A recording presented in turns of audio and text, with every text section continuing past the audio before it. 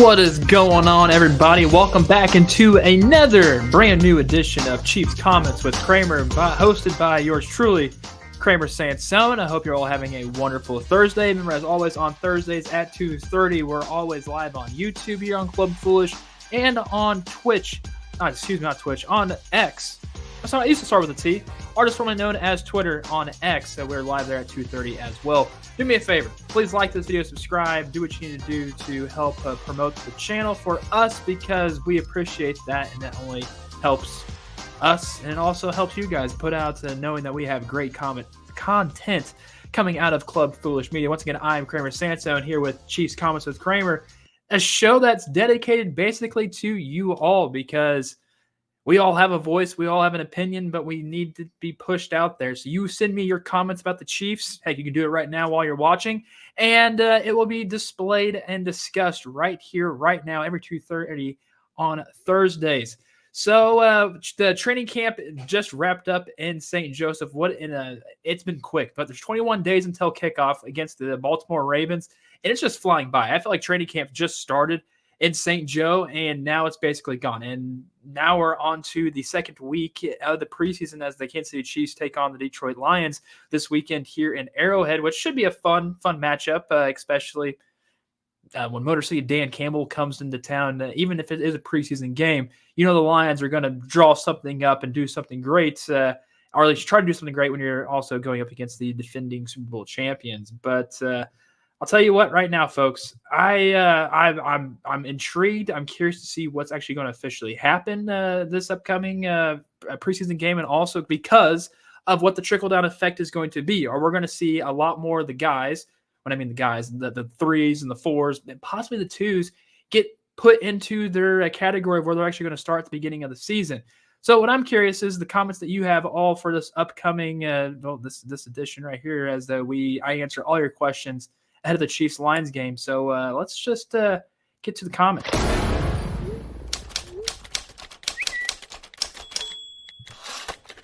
Let's get to the comments. All right, the first comment coming in is from Creighton. Creighton says, Mahomes, 50 touchdowns, 5,000 yards, MVP, and a first three-peat champions in the NFL history. That's a damn good comment, actually, right there, Creighton.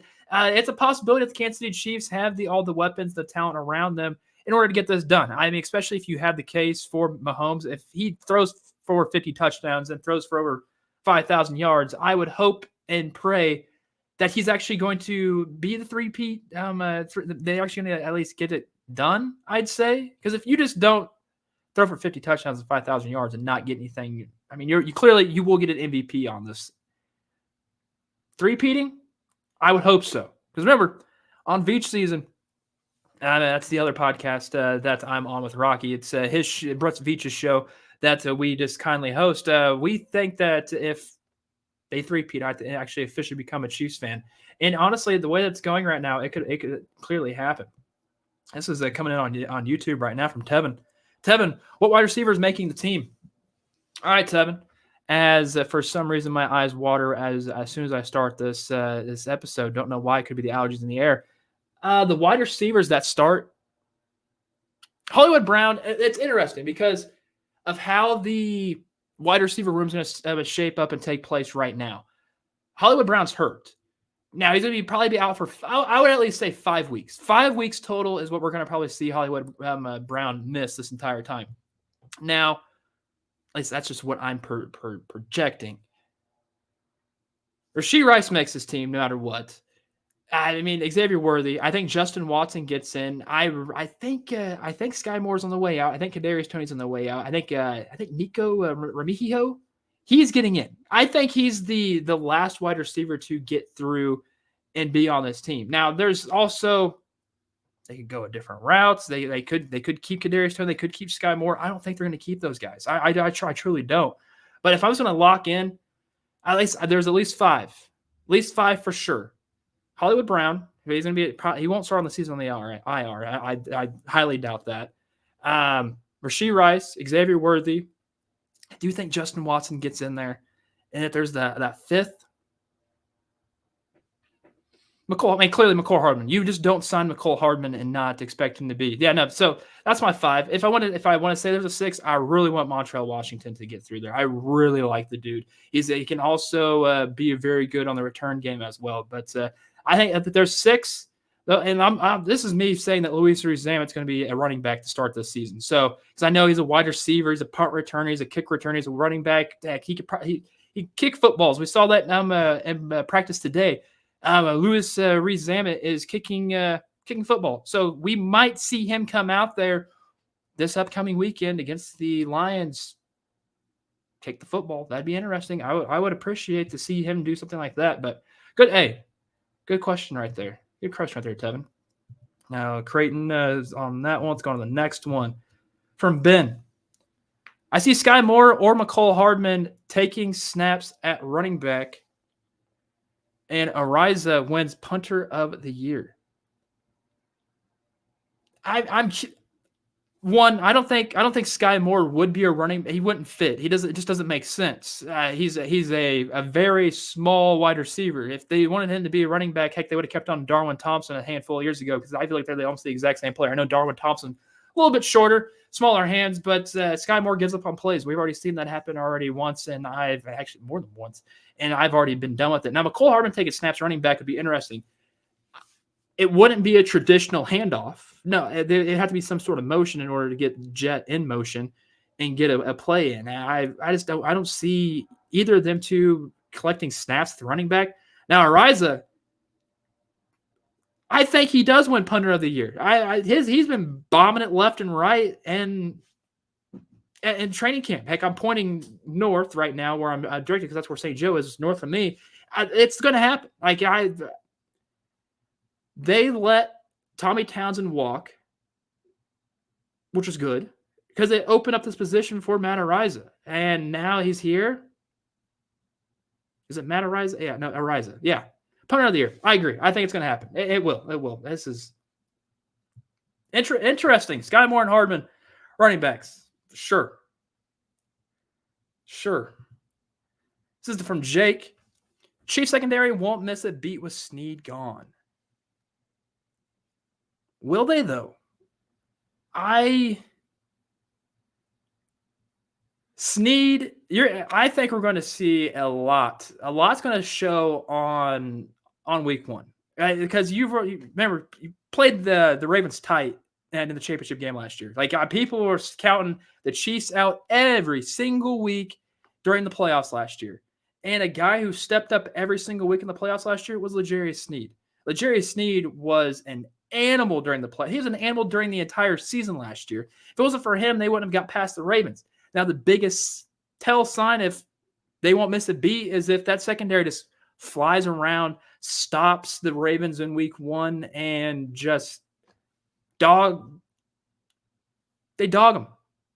What more? That's, if they don't do that, then that's not, and this secondary is in trouble, because right now it's just Trent McDuffie. They're still trying to get that second corner, that corner number 2, or the guy who's going to thump you, even like how L'Jarius Sneed thumped back them last year. They're still searching for that. I think Steve Spagnuolo is still trying to get that dog mentality out of someone that they already have in camp right now. Now, can we possibly see it during week 2 of against the Lions? Possibly. Can we see it next week in week 3 of the preseason? Possibly so. But somebody needs to step up soon, because I don't think this take's actually going to the last, because the Chiefs secondary will miss L'Jarius Sneed a lot. There's a reason why they were back-to-back Super Bowl champions. And you need a guy like L'Jarius Sneed on your team in order to three-peat. Now, you don't have him on your team. He's in Tennessee. It's who's going to step up now, and that's what I'm waiting to see, because I have yet to see it yet come from anybody from the Kansas City Chiefs right now on that defense. That secondary, it might be long, it might be fast, but who can actually step up when they need it the most? Trent McDuffie can do that constantly. Who else? Trent McDuffie is a stud. We've seen that happen since they drafted him, and this is what is year 3 going in on. But he's an absolute beast. He's just a stud. He is. On to the next one. Jairus. With Hollywood Brown, it's Hollywood Brown being dead. He's not dead. He's just hurt. Now I think Worthy will take his spot permanently. That's interesting. Didn't Tyreek Hill Tyreek Hill suffered almost the exact same injury with the Chiefs once in his career, and he was out 4 to 5, 6 weeks. Tyreek Hill still did Tyreek Hill things. Now, are we saying that Hollywood Brown's actually going to come back when he is back and not just catch one pass, but take the top off the defense? He might be slow coming out of it. He might be apprehensive taking on hits.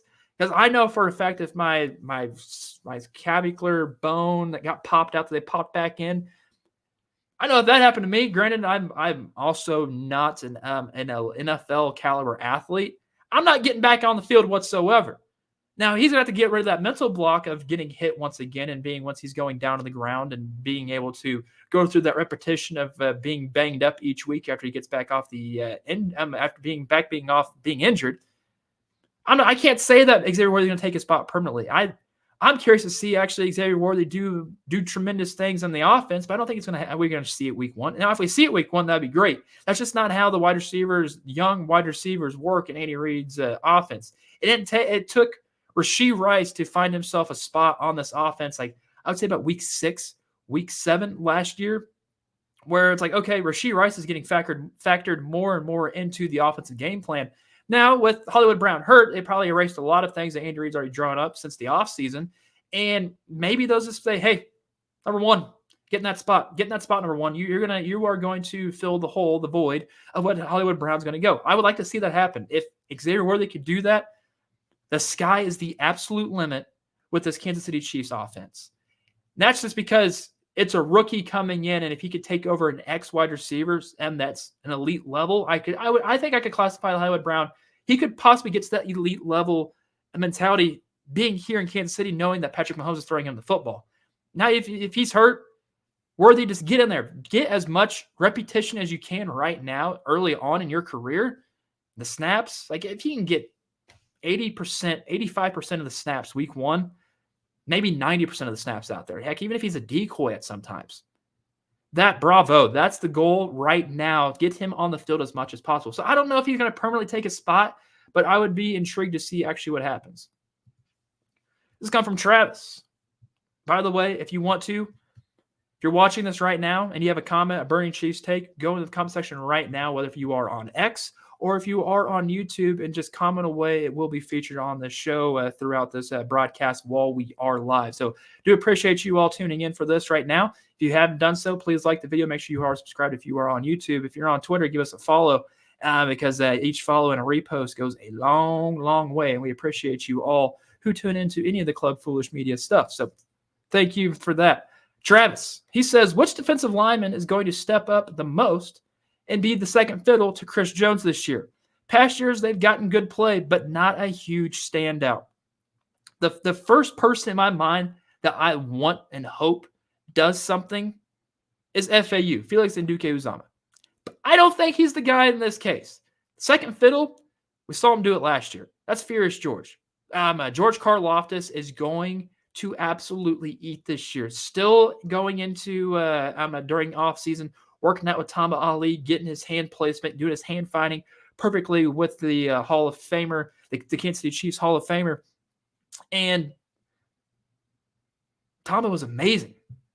He went with George last year, and that's why George was able to get as many sacks as he did last year, because he was an absolute stud. I think we could see can we say George goes over the 12.5 sacks this upcoming season, maybe 13.5 sacks, because you already know Chris Jones is going to get double covered. And if he's getting double covered, that means there's only one guy that's going to be possibly on George Karlaftis, no matter how they are set up in the defense, which we have seen a 3-4 coming through here in Kansas City, or even from Spags' 4-3 to a 3-4. It's a little bit different, something which is good because we can. Reason why it is good is because we know Spags isn't getting complacent. He's actually trying to even improve himself, even at the age that he already is in year whatever. It's year like 85, I feel like, for him. I feel like he's been in the league since so long, and he's only done nothing but great things for teams that he's been on. He wants a three-peat, so that's why he's not getting complacent. But now, if you have a guy that's like Chris Jones, they need a second fiddler. It's clearly Furious George Karlaftis. Travis also sent me this one as a bonus one. He's like, hey, go ahead and if you can. I know it's not Chiefs related, but how long? I just think it's hilarious. How long till Stephon Diggs has his first breakdown? Week 1? Yeah. Yeah, that's just funny. It had to just be hilarious because of how Stephon Diggs doesn't like. I think we all can agree here in Chiefs Kingdom that Stephon Diggs does not like the Kansas City Chiefs. Because he's seen so many heartbreaking losses against them that he has to have that deep down in his pit of his stomach. It's like that sourness of like, oh, I cannot. It just hurts. Anytime I play the Chiefs, it just hurts. I think it's always Stephon Diggs, which this is hilarious. Which also, I know it wasn't a comment that came through here. Which, by the way, if you have some comments, feel free to send them on in here before we wrap this thing up. CeeDee Lamb, Chief. I know that's been a little speculation since there's no deal in the wide receiver room at all in Jerry World.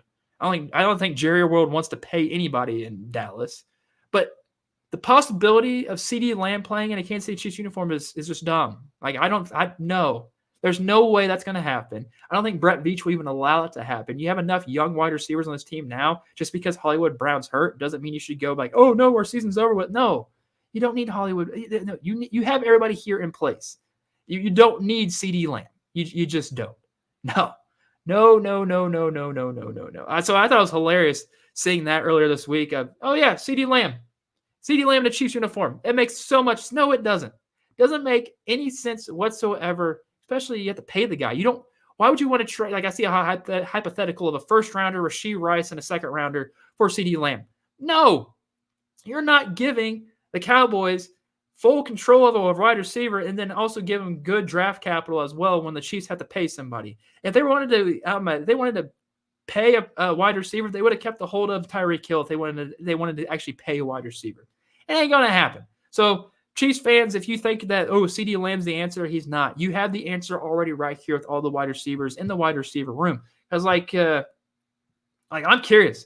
Who are all yours wide receivers that you think? Who are the top 4 wide receivers here in the Kansas City Chiefs right now? It's all healthy, when healthy. You got to obviously put Hollywood Brown in there. How Rashee Rice is played last season, helped them win that Super Bowl. I mean, you have to say Xavier Worthy because Worthy's there. Then McCole Hardman. Like those are your 4 main wide receivers. And I know you probably think Kramer, you're missing the biggest guy of them all. I mean, he's a tight end. Travis Kelce's a tight end. He's not a wide receiver. He's just the biggest security blanket Patrick Mahomes has had his entire career, which bravo to having a Hall of Fame tight end on your team to help you out at a given moment.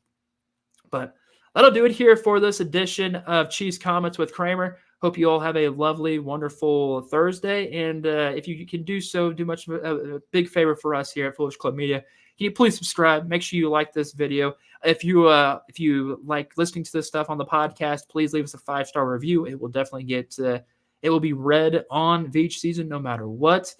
And yeah, let's spread the love of positivity. If you think the Kansas City Chiefs will win the Super Bowl this upcoming year, please repost this. Just go. It's just one little click of the button.